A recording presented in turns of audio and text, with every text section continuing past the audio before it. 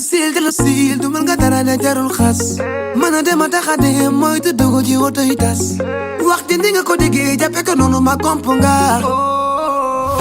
ni jamono ji léegi dangay ree ba dee fi ma jëma sori damay bañ guddee wax ci bari naa day nuru marine dinañ la feccal reegin tas dinañ la feccal reegin tas dinañ la feccal reegin tas dinañ la feccal reegin tas dinañ la feccal reegin ni wooy vivi bu ñu faale bu ñu décoté nañu baale kile jiyee baale boo ko seetee de yaa ko taane man de dégg naa la dafa fekk ñi talu maala di nga sonn fara maran dépp la ma nii nangul ma ko tenga teka si di fi ñu fetal ku reegin tas mën a dem a taxade mooy te dogo ci woto yi tas wax di nga ko déggee jàppe ko noonu ma komp nga ni jamono ji léegi salaamaaleykum maa ngi nuyu ñëpp ziar ñëpp ñu ngi fii ci foire loo bëgg man boutique MK Code Fashion ñëw fii pour présenter samay produits may def lépp ci loo xamante ci wàllum hijab la muy góor ak jigéen ak samay coffret bi mooy suñu première édition te actuellement macha allah alhamdulilah daal parce que dañu nekk ay jigéen ñoo xamante ni dañu bëgg lu ñuy def tey si lépp liggéey boo gis daal bu àndee jàppoo ak booloo bëgg li nga def aussi day dem te alhamdulilah première édition la te gis nañ ni ça va quoi ñi ngi dem nànk vraiment kontaan na te ñi ngi gën a ñaax gars yi ñu gën a ñëw surtout ñu jàppale ñun jigéen ñi nag vraiment nañ ñu jàppale bu baax a baax te bañ ñoo xeebal lenn loo xam ne ñu ngi koy def léegi man maa ngi dëkk Pikine Rue 10 ku soxla sama numéro nga jël 77 284 24 75. wax di nga ko déggee jàppe ko noonu ma komp nga maa ngi leen di nuyu di leen di ziar di leen di sant maa ngi tudd Ndeye Rose Ndiaye madame Sarr waa sama boutique mi ngi nekk Mermoz après de tapis vert ci route ancien piste bi foofu la sama magasin nekk sama magasin mi ngi tudd Kër Fatou ñàkkul dara noonu la tudd tey nag dama ñëwoon fii ci foire bi présenter sama marchandise mooy marakis lay jaay maa ngi jaay ay pochette maa ngi jaay ay jàllaabe et aussi pantissé maa ngi koy jaay mais mi ngi ca magasin ba lu bëri daal comme rek le nom l'indique ñàkkul dara di nag gërëm di sant Wuri Fall parce que ñoo bokk ma ak moom association mu boole ma ci foire bi mais c'est pas la première fois muy ñëw foire Ramadan bu Suisse dama fay nekk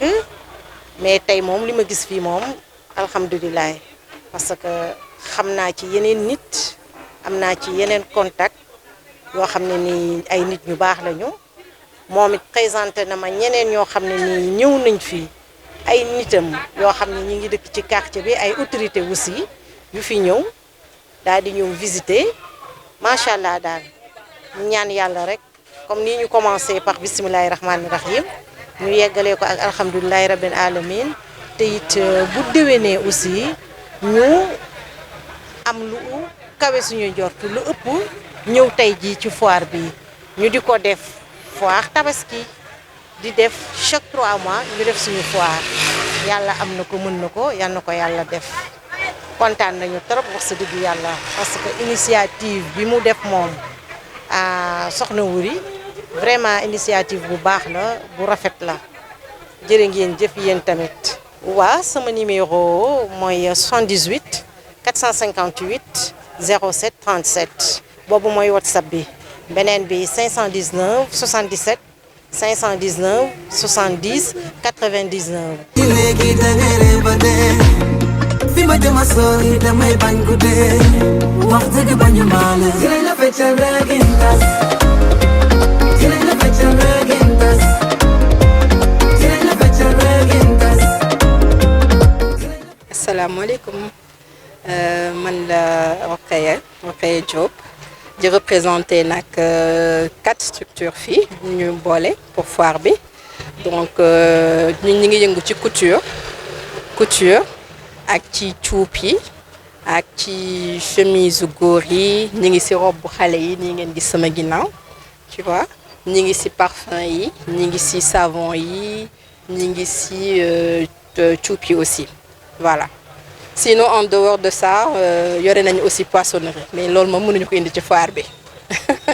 donc voilà tout ce qui est poissonnerie loolu établissement bu tudd DBS boo leen xoolee fële moo koy gérer voilà la responsable s'appelle Mame Diarry Mbaye madame Ndiaye moom son numéro de téléphone c'est 77 473 71 21 voilà maintenant couture bi nag moom ñaar ñoo ci yëngu Femme Création moo toog nii Femme Fashion am na tamit Mamichou Création moom ñëwul mais maa ko représenté fii man tamit dama ci yëngu waaw man Diatou Diop léegi cuup yi moo aussi man maa koy jaay cuup yi moom maa koy jaay ak robe yi ngeen gis robe xale yi nii man maa koy jaay aussi di def aussi de temps à autre yooyu góor yi seen demi-saison yeeg yooyu tam dinaa ci yëngu de temps en temps ak tout ce qui est vente man moom lépp laay jaay moom je touche à tout côté vente mi ngi noonu foire bi aussi je trouve que c'est une bonne initiative parce que day tax jigéen ñi déjà ku nekk wane ci li ngay yëngu def ci sa fulla def ci sa fayda ku nekk xam li sa morom di def échange bi rek dafa neex entre ñun suñu diggante nii déjà am na ay jëndante yu fi xew ça veut dire que donc kenn iñaanewul sa morom ku nekk ñëw nga yéene sa morom lu baax di ñaan rek ñu commencé ko niñ ko commencé nii ci bismillahi rahmaani rahim yàlla nañ ko àggalee ci alhamdulilahi rabbil alamin te képp ku fi ñëw produit boo fi indi yàlla na jar ak jàmm ak salaam te barkeel te mu doon nag ay édition yu ñuy def après loolu daal la ñuy ñaan ñu dem ba di ñu dégg fu ne ñuy organiser foire fu ne à travers le Sénégal voilà merci beaucoup. waaw man Ben Mamina laa tudd waa Waagu Ñaay laa di féliciter di encourager di kontaan loolu ci épaule contre épaule seen idée bi noble bi idée bi nga xam ne ñun Sénégal ñun ñëpp moom la ñu war a di lancer consommer sénégalais produire sénégalais loolu bu ñu ci jàppoon ba léegi kon heure bi dëkk bi développé na parce que le Sénégal ñun boo leen seetloo ñun lu ñu consommer yëpp ci biti lay jógee loolu du yoon il faut ñu bàyyi ko il est temps aujourd'hui que ñun ñëpp ñu xalaat lu ñu moom. asalaamaaleykum wa rahmatullah waaw man maa ngi tudd Anta Sarr yor complexe Ndeye Aminam mu nekk Grand Yoff wetu CTO en face CTO la complexe bi nekk damay yëngu ci wàllu couture di yëngu ci wàllu transfert d'argent ak wàllu business céréales locaux yi waaw ma am ci benn partenaire bu ñuy wax Maria ci wàllu transformation céréales locaux yi ak jus locaux yi waaw ma am ci partenaire bu ñuy wax Maria Mbodj moom mooy defar yi usine moo koy defar waaw léegi nag ñu ñëwoon encore ci foire bi suñu sœur Ndeye Wuri invité ñu ci vraiment muy initiative bu rafet bokk ci loo xam ni dafay développer suñu réew foire bi moom initiative bu rafet la ñi ngi ñaan bépp ONG wala bépp association ñuy jëmmal yu mel ni ndax dina tax développement réew mi suqaliku xam naa ñu leen di nuyu yéen tamit di leen jaajëfal bu baax waaye di nuyu ñi nga xam ne ñoom la ñu bokkal foire bi ñëpp femmes yëpp ñu ngi ñaanal ñëpp tamit réussite ku ci nekk li nga exposé yàlla jaral ko te yàlla def ci barke.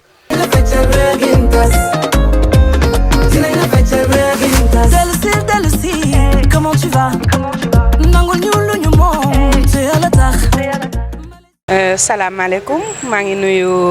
ku ci nekk ci sa tur ak sa sant di nuyu ñi ñuy seetaan ñëpp bon man nag je m'appelle Anna Fatou Diawara de la marque Afa Styliste je suis styliste modéliste je participe à la foire des femmes épaule contre épaule en tant qu'exposante voilà donc sama modèle yaa ngi nii moi je suis à Ouest Foire voilà donc Ouest Foire près de la Brioche Dorée dañuy ñaw yére tubaab dañuy ñaw yére wolof en fait je suis polyvalente lépp laay ñaw donc je suis sortie d'une école de stylisme en BTS avec le BTS oui autant pour moi donc ñu ngi Ouest Foire koñu Brioche Dorée bi boo ñëwee ba ci Brioche Dorée wu sorewuñ foofu numéro de téléphone 77 105 11 07 voilà merci beaucoup. maa ngi tudd Yero Sabali maa ngi liggéey pour Fana Homenker mais tey ñaari boutique ñoo fi nekk Fana Homenker ak Fana boutique bu mag bi mais boo déggee Fana boutique rek daa mel ni Fana Homenker ngay wax mais différence bi mooy ñeneen ñi dañoo basé typiquement pour tissu beneen bi nag beneen bi c'est tout ce qui est déco pour la maison mais tey dañuy indi fii ci foire bi comme par exemple dañuy jaay ay njegindaay dañuy jaay ay cuuraay dañuy jaay ay parfum ay dara ay Eiffel lépp luy déco li nga xamante lépp tout ce qui rend la maison beau et belle ñun waa Fana Homenker dañu koy jaay beneen deuxième boutique bi mooy Fana boutique bi boobu bépp genre de tissu bi nga soxla am na fa muy jesner muy brodé muy bépp genre tissu daal boo ci soxla rek am na ci boutique bi man nag je suis Casace tey bu ma sañoon lii ça va décentraliser mu jëm ba Casamance man bu ma sañoon parce que tamit si les choses se concentrent ici seulement à Dakar day mel ni xam nga mooy lool mais lii man ñun lii moo ñu manqué suñu dëkk daal exact lii.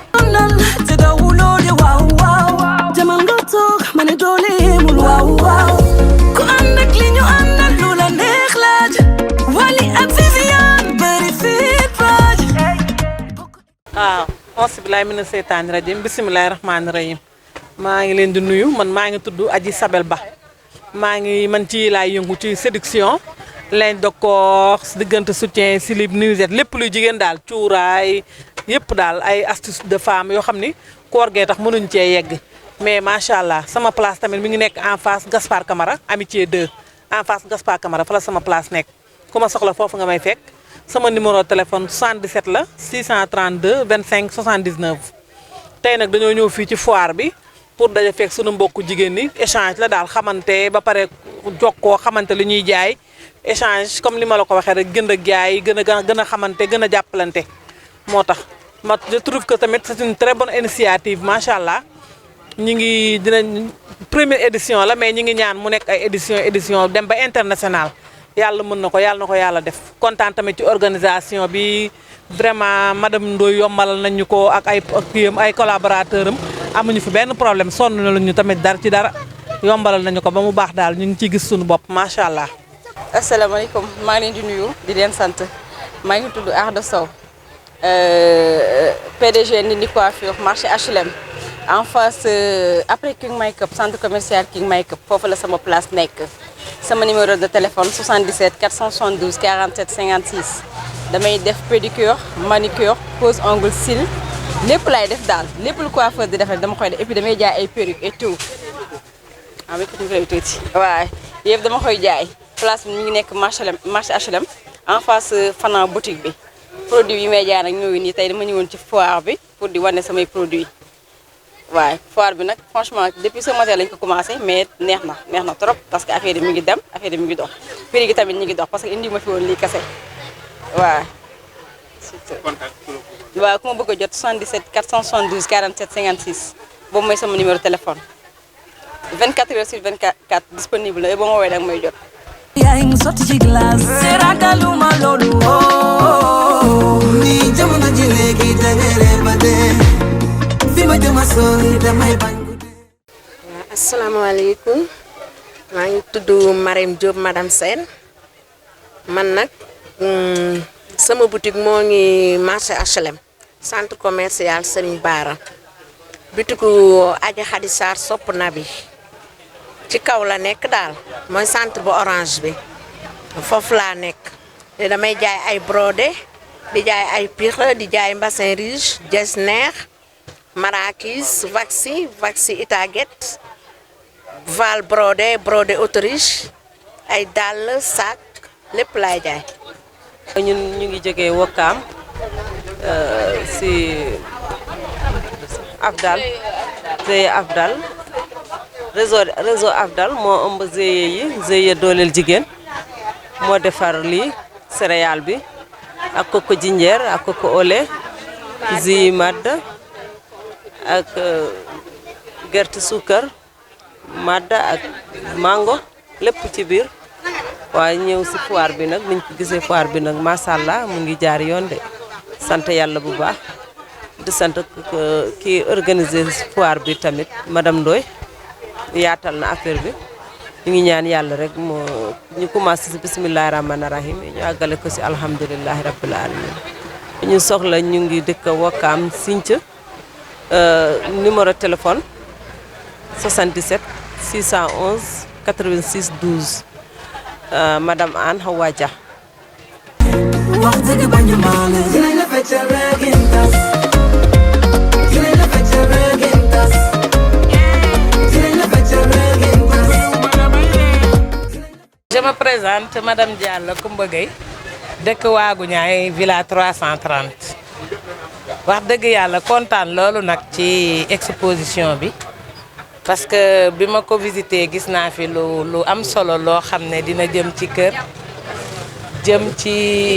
toilette jëm ci sañse bàyyiwuñu dara ba ci lekk mi ngi fi. bon salaamaaleykum mbokk yi ñun la waa atelier du parfum de Dakar nekk Liberté 6 si wetu camp Sékou Mballo bi dañuy jaay ay parfum ay bougies parfumées am nañ aussi tamit benn boutique boo xam ne ay couche lay jaay marque bi Kan Bébé la bon numéro bi di 77 225 93 17 merci beaucoup. Wallaay man de bëgg naa la wallaay man de bëgg naa la mayante xaalis jar mu xaalis wallaay man de bëgg naa la. Asalaamaaleykum maa ngi leen di nuyu waa Waagu Ñaay TV man la Seyda bu Foodbox by Seyda c'est un restaurant en ligne boo xamante ne c'est spécialisé en fruits de mer rek la ñuy defar comme ni ñu teg nii ci table bi ay crevettes langouste semoule crabe affaire yooyu daal yu neex yooyu léegi ñi ngi nekk Sacré-Cœur ci ginnaaw yu ndaay bi suñu numéro mooy 78 019 33 34 bon ñi ngi nii tey ci foire bi première édition bi ça se passe bien nit ñaa ngi ñëw et tout donc di ñaan ñu def ko ay ati at ñëpp di participer nit ñi gën a yokk incha allah. Alors moi c'est la première fois que je viens à cette foire organisée par notre sœur Ndeye Wuli et nous trouvons que d'emblée que la foire est propre, c'est bien organisé, les expositions ont été bien faites, il y a une belle ambiance et je pense que c'est des activités à pérenniser parce que ça permet de pouvoir donner l'occasion aux exposants qui sont dans diverses activités de pouvoir venir montrer leur savoir-faire afin que la population sénégalaise puisse consommer les produits locaux de chez nous. Parce qu'il y a beaucoup de produits qui sont fabriqués directement par nos sœurs qui sont là, qui exposantes. Et je pense que des occasions comme ça, ça va nous permettre nous-mêmes de pouvoir visiter et de connaître ce qui est en train de se faire afin de pouvoir les consommer chez nous. Donc je salue encore l'initiative et j'encourage ma sœur Ndeye et toutes les participantes à cette foire. Alors des initiatives de ce genre, ce qu'on peut faire, c'est toujours d'en parler, de faire une communication autour d'activités comme ça. Mais aussi heureusement que le ministère du Commerce, qui a en charge ces foires, est très conscient de ces activités. Parce que chaque fois vous entendez le slogan prononcé par le ministre, c'est « Consommons ce que nous produisons et produisons ce que nous consommons ». Et je pense que ça, c'est un exemple patent de ça. Mais c'est des foires à développer, afin que plus tard, qu'on puisse même un jour nous déplacer sur des lieux encore beaucoup plus grands pour pouvoir faire des expositions avec d'autres partenaires même de la sous-région et aller même dans la sous-région, exposer nos produits, afin que les Africains consomment ce qu'ils produisent. et produisent ce qu'ils consomment. Parce que c'est extrêmement important. Mais je pense que les Sénégalais, en tout cas les Sénégalais que je connais, moi, sont maintenant conscients de ce fait, que nous devons prendre le taureau par les cornes. Nous devons nous battre afin de nous industrialiser à travers de très petites entreprises qu'on appelle les TPE et les PME, les petites et moyennes entreprises. Et il y a un déclic qui est en train de se faire présentement. Mais il faut aussi un accompagnement de l'État, un accompagnement aussi de la population. Il faut que la population soit encore conscientisée pour leur dire que, écoutez, achetez nos produits, les produits que vos sœurs, vos frères sont en train de produire. Achetez ces produits, parce que c'est ça qui va permettre de développer notre pays. Mais si vous achetez des produits faits par d'autres industries étrangères, mais vous n'allez jamais développer les entreprises qui sont là chez nous. Il faut consommer ce que nous produisons. C'est important. Et là, il faut tout un marketing institutionnel derrière tout ça, mais aussi il faut une conscientisation de la population sénégalaise autour. Et je pense que c'est en cours, c'est en train de se faire, mais il faut encore augmenter la cadence pour que les gens soient encore beaucoup plus conscients, afin que la consommation aille encore beaucoup plus vite. Donc avant tout, je suis nuyu suñu sœur Ndeye Wuri bi nga xam ne moom moo organisé foire bi di ko rafetlu bu baax di ko encourager vraiment di saluer son esprit de leadership parce que lii c'est pas très facile organiser une foire pareille aussi réussie donc ñu ngi ko si encourager donc comme ni ko sama camarade Alioune Mara waxee rek gis nañ fi satisfaction bu mot sëkk ndaxte gis nañ fi ay produits yoo xam ne fii dañ ko defaree gis nañ fi ay couture yoo xam ne fii dañ ko ñawee donc nekk na lu baax que ñu koy vulgariser comme ça mu mun a éclore ay talents yoo xam ne ñu ngi fii si biir réew mi parce que loolu ça va nous permettre quand même de créer de la plus-value de créer de la richesse c'est-à-dire yokk koom-koomu suñu ay naataangoo yu nekk fii ba pare dina yokk koom-koomu réew mi te dina wàññi tamit importation yi voilà donc loolu si wàllu économie dina créer lu ñuy wax l'équilibre de la balance commerciale tax ba nga xam ne dootuñu nekk fii di jéggaane bitim réew donc loolu lii moom lu am solo la ñun nag en tant qu'acteur politique comme ni ko laajee sànq bëgg nañu lu mel ni ñu def ko suñu biir espace communal quoi au niveau de la Sicap Liberté am na ay bërëb yu mel ni esplanade Score war nañ fu mën a def yu mel ni waaw di ko pérenniser daal incha allahu rabbi. voilà alhamdulilah rabbil alamin d'abord dañuy sant suñu borom bi comme li nga wax rek